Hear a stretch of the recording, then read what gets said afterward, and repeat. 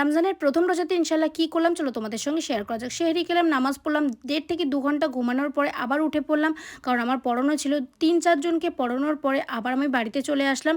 আর এখানে এসে শাড়িটার হেয়ারটা একটু প্র্যাকটিস করছিলাম আমার এক বোনের উপরে, কারণ মেকআপটা তো আমার উপরে বা অন্যর উপরে করা হয়, কিন্তু হেয়ারটা সেরকমভাবে প্র্যাকটিস হয় না, তাই একটু প্র্যাকটিস করছিলাম।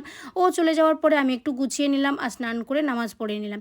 তারপরে একটু ঘুমিয়ে নেওয়ার পর বিকালবেলা উঠে সিদ্রাকে পড়াতে চলে গেলাম। সেখানে সিদ্রা দেখাচ্ছিল, আন্টি দেখো স্কুলে কতগুলো গুড পেয়েছি, দেখেও খুবই ভালো লাগছিল। মাশাআল্লাহ, এরকম যেন সবসময় পড়াশুনো করতে থাকে, মনোযোগ দিয়ে ক্লাসে মন দিয়ে পড়াশুনো করে। তারপরে বাড়িতে এসে ইফতার করলাম, আর ইরফানকে পড়ানো ছিল সন্ধ্যাবেলা। আর ইরফানকে পড়াতে গিয়েছিলাম, সেখানে কাকিমা কতগুলো ফল দিয়েছিল সেগুলো খেলাম। আর তারপরে গেছিলাম আমি বাজারে কয়েকটা জিনিস কেনার জন্য। বাজার থেকে কয়েকটা ক্লিপ কিনলাম আমার এক কাকিমার জন্য, তারপরে আমার জন্য একটা চশমা দেখলাম, এই চশমাটা আমি নিয়েছি। আর তারপরে শিবাড়িপিঠের দিকে, মানে আমাদের বাড়ির ওখানেই একটা স্টাইল বাজার ওপেনিং হয়েছে, সেই মতো সেখানে একটু গেলাম। যাই হোক, তোমাদের কেমন লাগলো জানিও। টাটা।